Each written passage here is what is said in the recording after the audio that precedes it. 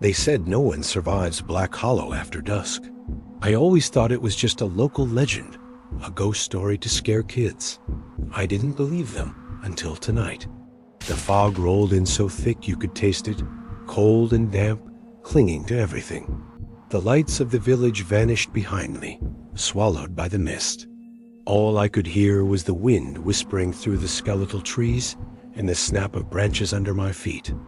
My own heartbeat thundered in my ears, a frantic drum against the sudden, suffocating silence of the forest.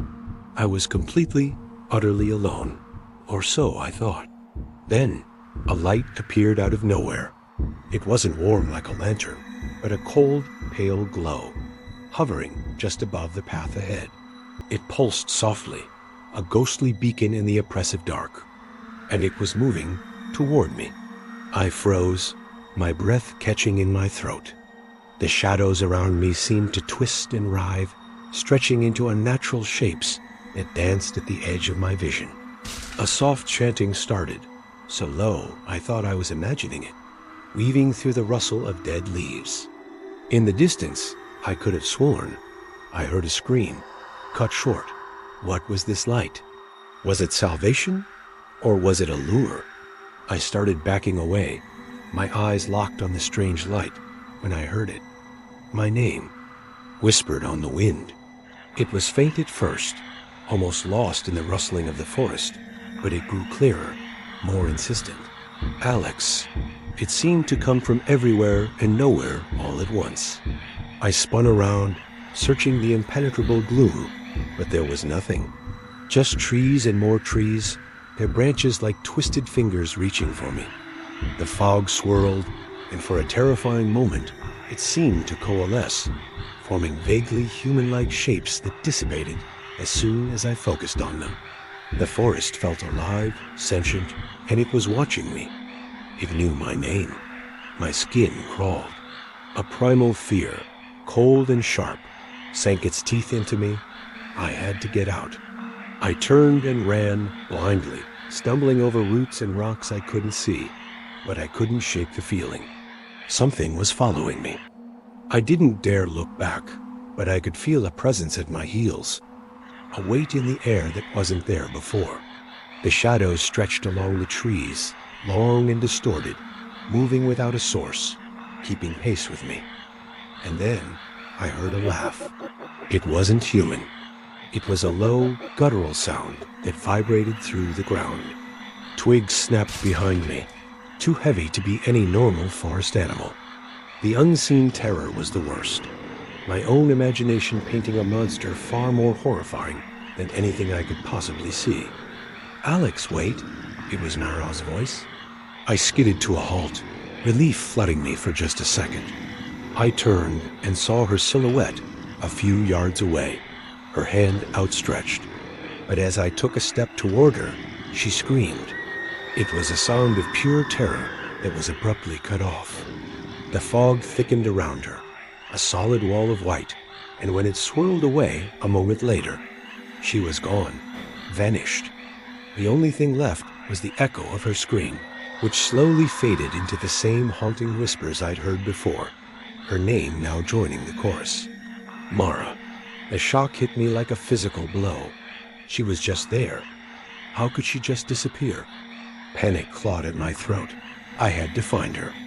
I pushed deeper into the woods, calling her name, my voice swallowed by the fog. That's when I saw it again. The light. But it wasn't the pale, hovering glow from before. This was a deep, menacing red, pulsing from the heart of the forest like a monstrous heartbeat. It bathed the gnarled, blackened trees in a sickening crimson light. I found myself drawn toward it, against my better judgment. The source was a massive, ancient tree, its bark scorched and split, and from a hollow in its trunk, the red light throbbed. A low, thumping sound matched the pulses, and the whispers grew louder, a whole chorus of voices murmuring just beyond my hearing. As I stared, mesmerized by the horrifying light, shapes began to form in the swirling fog all around me. Faces, ghostly, translucent faces, their expressions locked in silent screams. They drifted slowly, their eyes empty and hollow. I recognized some of them from the old photos in the village tavern. People who had gone missing in these woods over the years. The lost souls of Black Hollow. They were watching me, their ethereal forms floating in the crimson-tinged mist. Faint crying mixed with the whispers. The names of the long gone carried on the wind. This wasn't just a forest. It was a graveyard, and I had just walked right into it. I stumbled backward, turning to run when I felt it. A cold, wet touch on my shoulder. I flinched, spinning around, but nothing was there. Absolutely nothing. I was alone. But I had felt it. It was as real as the damp earth beneath my feet. Shadowy figures seemed to brush past me, their fleeting touch like cold slime against my skin. A soft, wet brushing sound followed their movements, accompanied by a faint, chilling laughter that was closer than ever before. The threat was no longer a distant feeling or a sound on the wind. It was here. It was touching me. The physical contact sent a jolt of pure, undiluted terror through my body. I scrambled away, my back hitting the rough bark of a tree. I looked up, and my heart stopped. Towering over me, illuminated by the hellish red glow, was the entity. It was impossibly tall, its limbs elongated and thin like a spider's, its form hazy and indistinct but radiating an ancient malice. It had no face, just a smooth surface where the red light seemed to concentrate, watching me. A deep, resonant hum vibrated through my very bones, and the whispers around me escalated into a frantic, chaotic roar. It wasn't hunting me. It was toying with me. It had been watching me this whole time, waiting for this very moment of absolute terror. Then, a voice cut through the cacophony, clear and sharp in my mind. Step forward, or remain lost forever. I looked down, and there was Mara, or something that looked like her. Her eyes were empty, hollow voids, and a twisted, unnatural smile was plastered on her face. She held out her hand, a grotesque invitation. Behind her, the entity pulsed with light, and the chorus of whispers urged me on. Was this a trick? A way out? Or was it the final trap? My mind raced. If I stayed, I would become another one of those ghostly faces in the fog. If I went with her, what would I become? I made my choice. I turned and ran. I didn't look back at the thing that wore Mara's face. I just ran, fueled by the last dregs of adrenaline. A path I hadn't seen before appeared ahead. Bathed in pale moonlight, the fog finally, mercifully, thinning.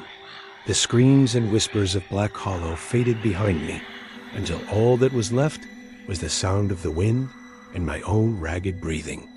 I burst out of the tree line and didn't stop running until the first lights of dawn broke over the horizon. I survived. I escaped. But sometimes, when the night is too quiet, I can still hear the whispers. I know I escaped Black Hollow, but I'm terrified that some part of me stayed behind. Thanks for watching. If you want to uncover more mysteries, make sure to like and subscribe.